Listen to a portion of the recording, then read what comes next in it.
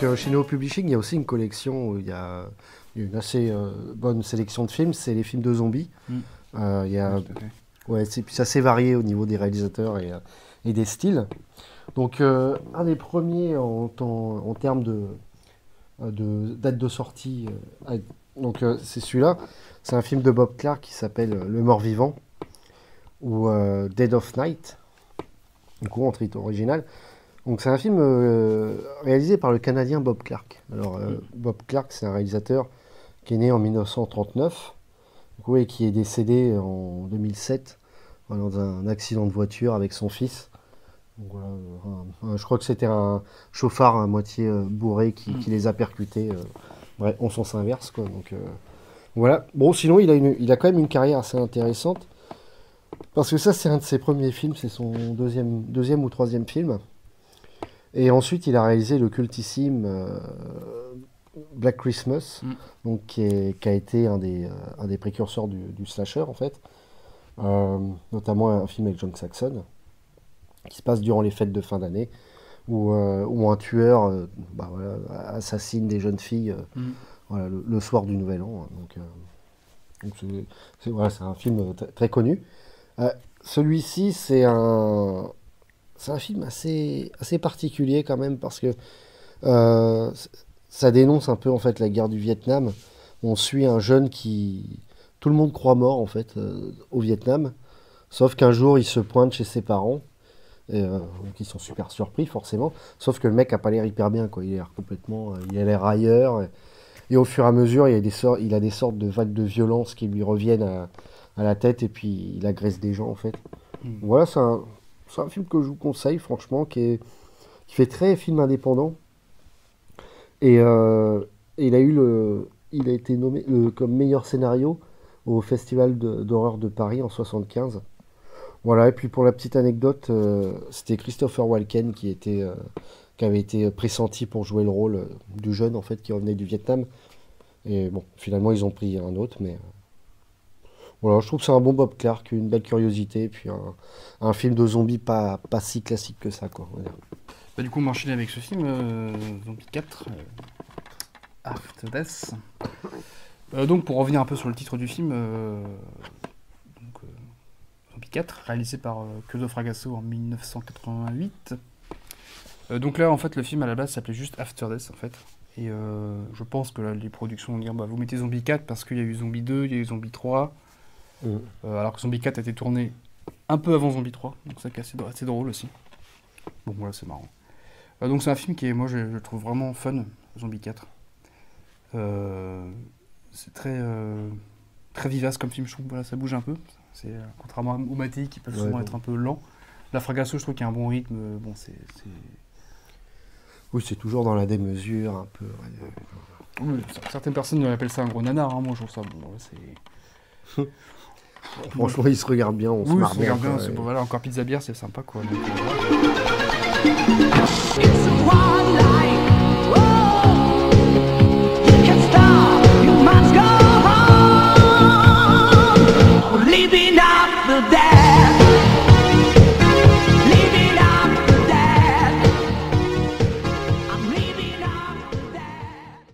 On peut vite faire un peu vous parler de Fragasso quand même, qui est un réalisateur italien qui, lui, contrairement à Mattei, est toujours en vie. Oui, bah c'est ça, Fragasso qui est né en 1951 à Rome, du coup, donc, qui est toujours vivant, qui n'est pas si vieux que ça. Donc du coup, oui, c'était souvent un scénariste, un réalisateur qui opérait pas mal dans l'ombre en fait au début, parce qu'il était...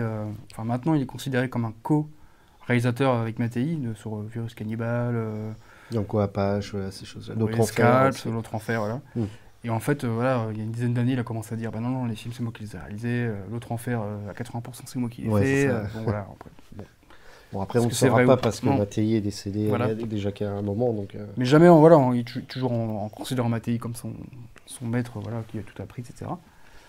Donc oui, Fragasso, voilà, il opérait un petit peu dans l'ombre. Et puis, il a commencé à faire des films tout seul dans les années 80. Il a fait Monster Dog avec Alice Cooper.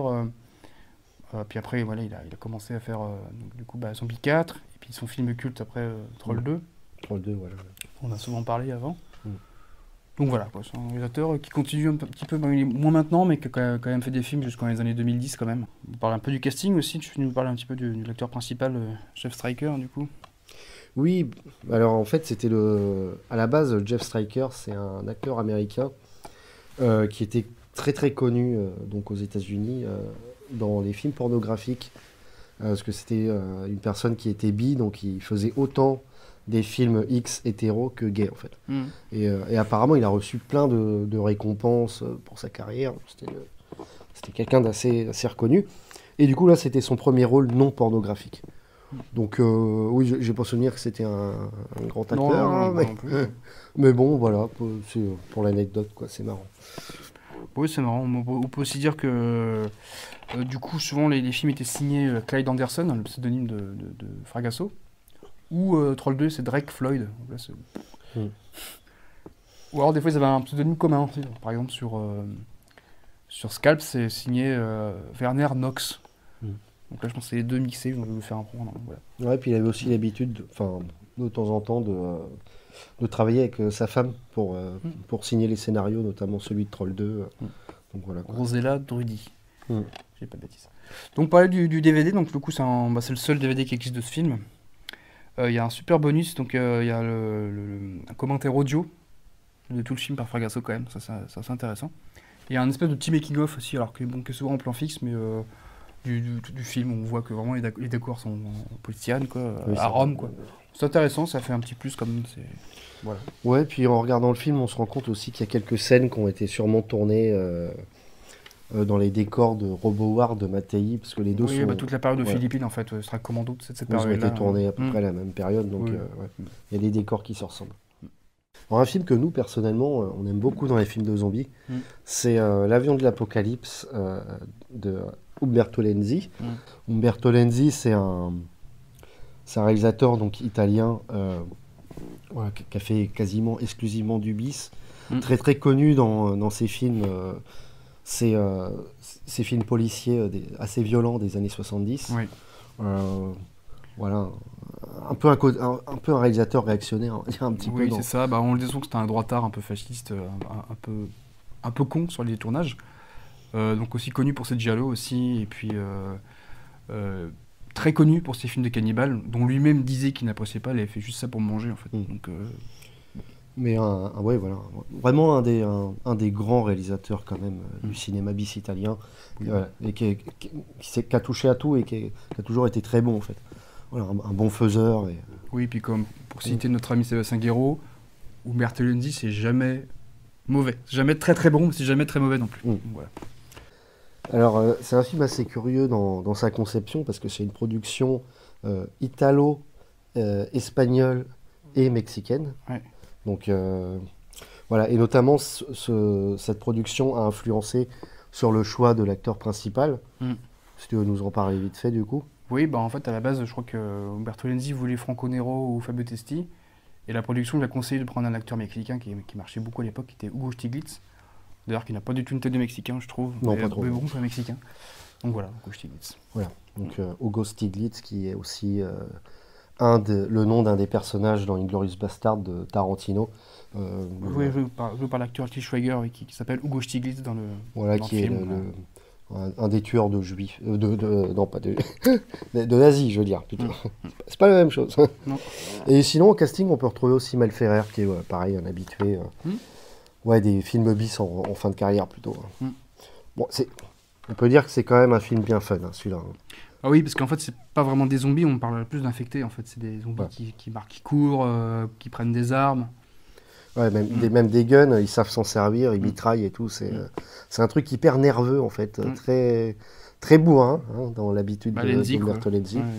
Alors, le film, ça peut être un peu mensonger, le titre, L'Avion de l'Apocalypse. Mais en fait, c'est un avion qui vient d'un endroit. Et là, quand ils ouvrent les portes, au lieu que ce soit des passagers, c'est une putain d'horde d'infectés qui sortent en courant et qui bousillent tout le monde. Et ensuite, il y a une sorte d'invasion dans la ville, en fait. Ouais, il y a des films récents qui pourraient rappeler un peu tout ce qui est film de World War Z, ce truc-là, en fait. Complètement, ouais. Complètement. Mais avec le côté quand même sérieux, en moins, là, tu vois, on est plus dans le délire. Voilà, quoi. Ne pas trop se prendre la tête et puis faire un film d'action bien burné, bien... Bon, juste rigoler, quoi. Mais bien fait. Toujours bien fait. Bah oui, Lanzi. sympa. Alors, du coup, on va vous parler d'un film que j'aime beaucoup, qui s'appelle donc du coup Zombie Holocaust, ou La Terreur des zombies, ou Anthropophage Holocaust, ou encore des dizaines de noms différents. Alors, c'est un film de zombies qui a été réalisé en 79 par un certain Marino Girolami. Alors, ce nom, en fait, ce monsieur, c'était le père de Enzo G. Castellari.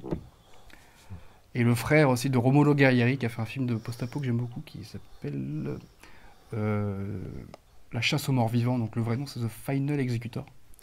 Que j'ai cherché pendant des années, que j'ai revu récemment. J'étais content de le voir. Bref, revenons à nos zombies. Alors du coup, ce film, c'est un espèce de double programme, entre guillemets. En fait, c'était tourné en même temps que L'Enfer des zombies.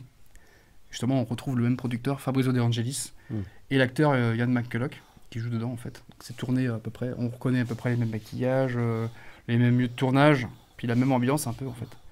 Sauf que là, c'est une espèce de... Entre film de zombies et un peu l'île de Dr. Moreau, un peu une espèce d'expérience sur les zombies, en fait. Donc c'est un film qui est souvent qualifié de gros nanar, un peu, en fait, qui est... Moi, je trouve que c'est pas si drôle que ça, en fait. Hein. C'est bien crado, c'est gore, en fait. Hein. Enfin, voilà, la musique de Nico Fidenko. C'est le compositeur attitré de Joe D'Amato. Donc voilà, c'est un film que moi je trouvais plutôt sympathique. Et en plus, c'est une version non censurée, il y a toutes les scènes gore dedans. Donc, ça, c'est cool. Donc c'est plutôt sympa. Ouais. Donc voilà, pour Zombie Holocaust. Alors, on va vous parler de ce film, qui est un film un petit peu culte aussi, considéré comme une grosse série Z, donc c'est Le Manoir de la Terreur, donc, réalisé en 81 par Andrea Bianchi. Donc je vais d'abord vous parler du réalisateur. Donc, Andrea Bianchi, c'est un réalisateur italien qui est né en 1925 et est mort en 2013. Donc voilà, c'est un réalisateur qui était plutôt racoleur, qui aimait beaucoup le sexe un peu... gratuit comme ça dans les films, oui, qui était un fan d'érotisme, voilà, vraiment, mais force. C'est ça. Un peu des fois forcé, quoi. Donc c'est beaucoup illustré dans les films pornographiques italiens, en fait, dans les années 80. Il a fait beaucoup. Et mais bon, à part ça, il a quand même fait des petits films comme ça qu'on connaît bien. Donc il a quand même dirigé Orson Welles et Jean Lefebvre dans L'île au trésor en 1972, donc ça c'est assez curieux. Nu pour l'assassin aussi, qui est un giallo, qui est en 75, qui est un giallo assez sympathique et fun aussi. Amateur de poitrine féminine, on est servi. Il a fait un film que j'ai trouvé assez marrant, mais qui est très mal aimé, c'est L'Ange de la Mort, donc en Commando Mengele, donc qui est un film rostiné. Avec Howard Vernon. Avec Howard Vernon en vieux nazi, bon, c'est très drôle. Puis Chris Mitchum qui fait des prises de karaté au ralenti, incroyable. Ça, c'est fou, ça. Come on.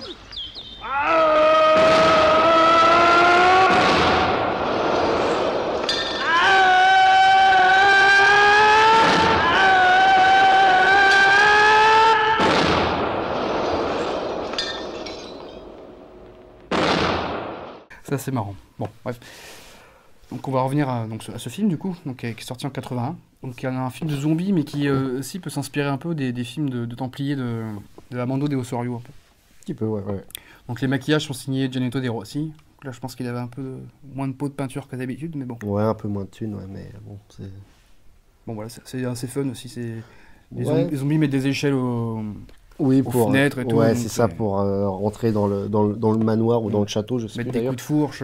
Ouais, c'est ça. Et puis les personnages ont des rapports assez malsains, notamment un gamin qui est joué, mais par, au final, un adulte avec une tête trop chelou qui s'appelle Peter Bark. Oui. Et d'ailleurs, qui fait une tête à un moment incroyable. On vous la mettra.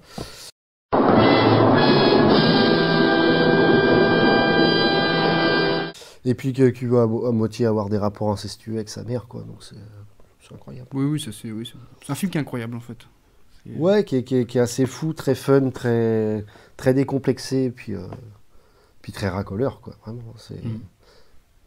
Et voilà, c'est un film sans prise de tête, on passe un bon moment, quoi. Moi, Oui. Voilà.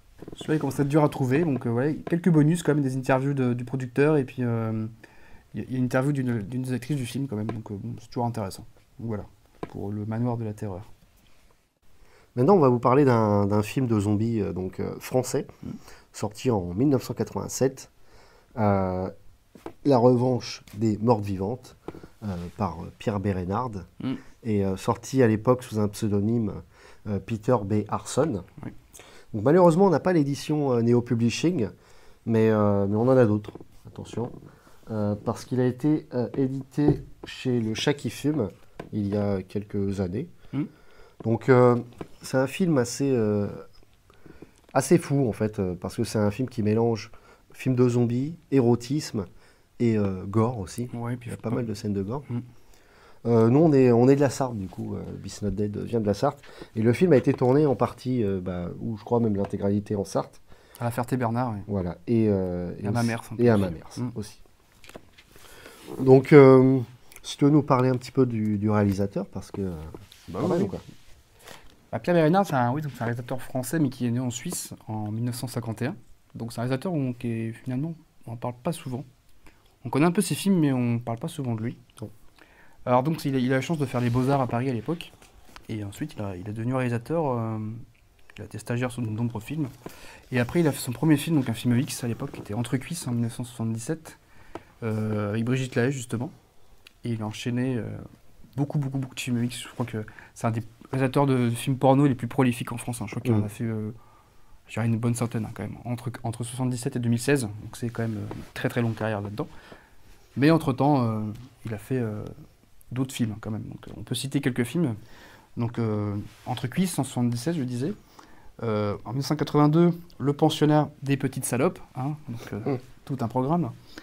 On peut citer en 83 La Grande Giclée, qui est considéré comme un des premiers films porno en 3D, quand même, c'est marrant. M. Gaspard Noé peut-être s'est inspiré de ce film. Donc on peut aussi parler de Dressage aussi, qui est un film érotique. En 1986, il a fait un film très curieux dont on a parlé il n'y a pas très longtemps, qui s'appelle Tracking. Qui est un film un peu... mélange entre thriller, giallo, mais à la française, quoi. Mais un film vraiment curieux, mais sympathique. Une espèce de mec viole des filles avec une bouteille de champagne. Bon. Oui, voilà. En 87, il signait un film aussi un peu culte dans le milieu du hard, c'est James Bond. Alors en 87, il signait un film hard avec un titre absolument vraiment très drôle, c'est James Bond contre OSX 69. Alors je trouve ça très drôle, sous le pseudonyme de Mike Strong, qu'il utilisait assez rarement, mais ça arrive. En 87, toujours, il dirigeait Roger Carrel dans Le Diable Rose, avec Brigitte Lahaie, qui est une petite comédie un petit peu poète, quoi, on va dire. Oui, voilà, c'est ça. Voilà. Et puis, de 95 à 97, il a dirigé une petite série de films sur le Grand Guignol, en fait. Pour revenir rapidement quand même sur la revanche des mortes vivantes, on peut aussi rappeler que la personne qui a fait les effets spéciaux, du coup, est à l'époque, il n'était pas très connu, mais ensuite, il est devenu très connu. Donc, c'est Benoît Lestan. Et d'ailleurs, il y a des bonnes scènes assez bien faites, quoi. C'est cradingue et tout.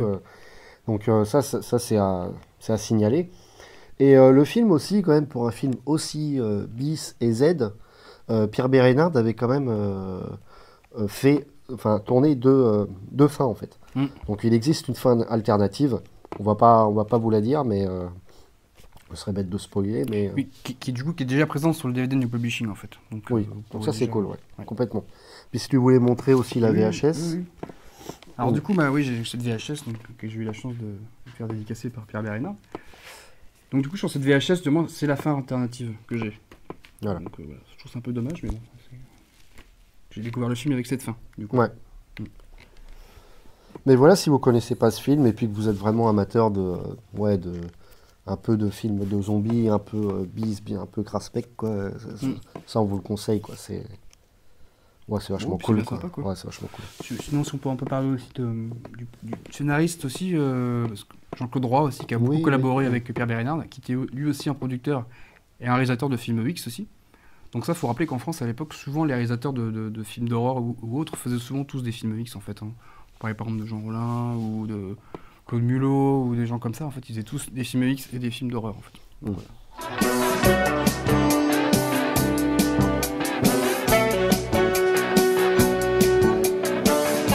On a regroupé quelques films Neo Publishing sous le titre gothique, on va dire. Et pour le premier, moi j'avais envie de vous parler d'un classique, Le Grand Inquisiteur ou Witchfinder Général, sorti en 68 et réalisé par Michael Reeves. Alors Michael Reeves, c'est un réalisateur anglais qui est né en 1943 et qui est mort très jeune. Voilà, très très jeune, donc en 1969. Il a eu le temps de réaliser que 3 films. À l'âge de 25 ans. Ouais, 25 ans, et c'était vraiment un réalisateur qui qui promettait beaucoup, quoi.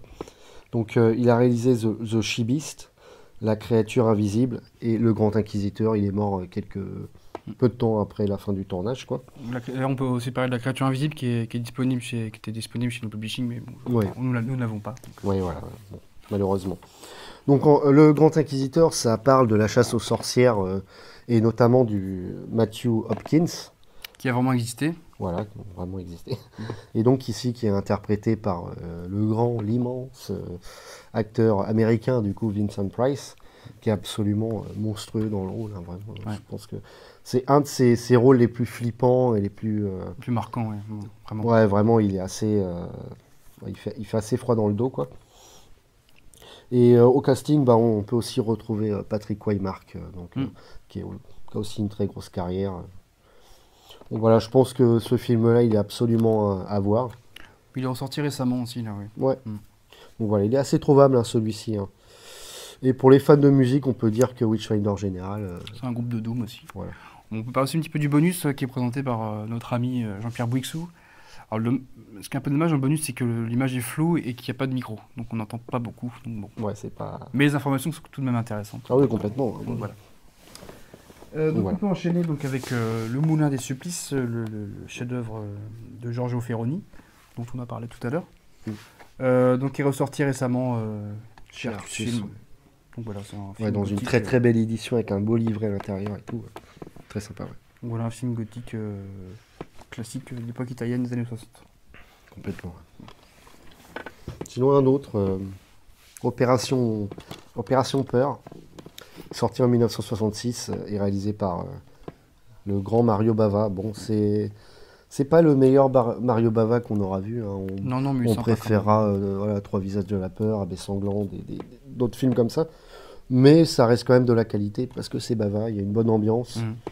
Et notamment une bonne fin de film avec des apparitions de fantômes assez sympathiques. Donc, il y a un bonus très touchant où Lamberto Bava parle de son père, puis il a presque les larmes aux yeux. Donc ouais, franchement. Un très bon bonus, vraiment, rien que pour le bonus déjà, le DVD est excellent, quoi. Ouais, on vous le conseille quand même. Hein, Alors, on va vous parler d'un film aussi assez culte dans la série Z italienne, c'est L'Autre Enfer, donc réalisé par Bruno Mattei et Claudio Fragasso. Donc là, c'est plus un film de nonnes, hein, ce qu'on appelait la non-exploitation. Donc voilà, c'est un film qui se refait vraiment sur ces modes-là de l'époque. Voilà. Notamment Les Diables de Ken Russell, il le dit lui-même, donc ouais, complètement. Donc le film est pas excellent, mais il est assez drôle, je trouve. Puis l'édition est assez cool parce qu'il y a des super bonus, notamment le commentaire audio de Fragasso sur tout le film. Ouais, complètement. Il se la ramène pas mal, je trouve. Ouais, mais il dit plein de trucs intéressants et tout. Il dit que le film était, dans une autre interview du DVD, il dit que le film était réalisé à 80% par lui, en fait, sur ce film. Ouais, il y a aussi une interview de lui où il revient sur toute sa carrière. Oui, comment il est rentré dans le cinéma. C'est ça. Donc voilà, la musique des Goblins aussi qui est marquée dessus. Alors, la musique a été volée, notamment à Blue Holocaust. Hein, donc voilà, c'est un film assez fun, je trouve, avec une superbe affiche. Ouais, l'affiche est très très belle, originale. Donc voilà, si vous trouvez ça, vous pouvez vous jeter dessus. Bon, il y a 2 autres films aussi qui peuvent se rapprocher un petit peu du gothique, notamment un film qui s'appelle The Black Torment, réalisé par Robert Hartford Davis. Bon, voilà, qui est un film plutôt sympathique, hein, mais un peu en costume dans un manoir avec des fantômes et tout. Ça se regarde, hein, ça se regarde. Oui, puis pas grand-chose à dire dessus. J'ai Asphyx aussi, hein, de Peter Newbrook. Donc il est considéré comme un des meilleurs films gothiques anglais des années 70, quoi. Voilà. Les films sont trouvables, voilà, à pas cher.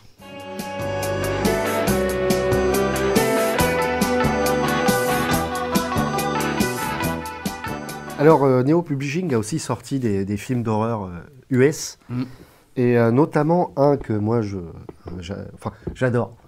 C'est pas un grand film, mais j'aime beaucoup ce film. Ça s'appelle I Drink Your Blood. Alors, réalisé en 1970 par David E. Dorstone, c'est le seul film qu'il a réalisé. Voilà. À sa sortie, il était interdit aux moins de 18 ans. Et c'est le premier film quand même à avoir été classé X.